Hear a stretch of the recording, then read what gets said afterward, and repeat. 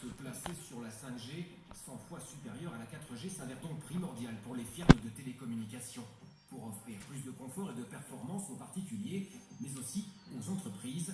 D'ici quelques années, les ports du monde entier pourraient transporter des conteneurs hyper connectés, donnant par exemple la température en temps réel. D'ici quelques années, l'industrie et l'agriculture n'échapperaient pas à cette petite révolution. La 5G, c'est un game changer, c'est une véritable révolution, et pas une révolution seulement technologique, c'est une révolution sociologique. Pourquoi ? Parce qu'elle va toucher tous les domaines de notre vie quotidienne. C'est un enjeu de politique industrielle au niveau mondial.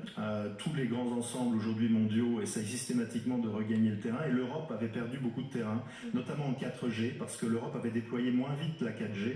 Alors, quand cette technologie sera-t-elle disponible ? L'opérateur belge historique et leader du marché a vanté ce lundi en grande pompe les mérites de la 5G, en partenariat avec un fournisseur chinois de technologie, test de rapidité à l'appui.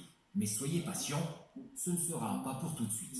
Il y a deux étapes importantes au niveau de la standardisation qui vont se faire. Fin 2018, une première étape, fin 2019, la deuxième.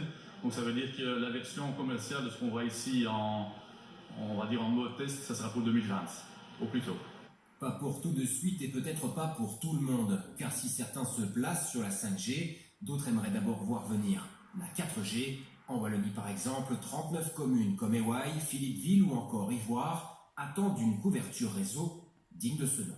On aimerait déjà que toutes nos communes soient aujourd'hui couvertes par la 3G et la 4G. Je pense qu'il y a un effort très important à accomplir encore dans ce domaine. La 4G est une technologie qui permet de répondre déjà à un grand nombre de situations. L'objectif est donc encore de poursuivre pendant les années qui viennent cette montée en puissance de la 4G.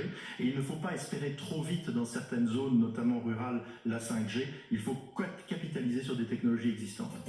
Comme souvent, les nouveautés en termes de réseau seront destinées en premier lieu aux villes les plus importantes du pays. La course mondiale à la 5G est donc lancée. Elle devrait débuter en Asie dès 2018. Et à suivre dans quelques instants.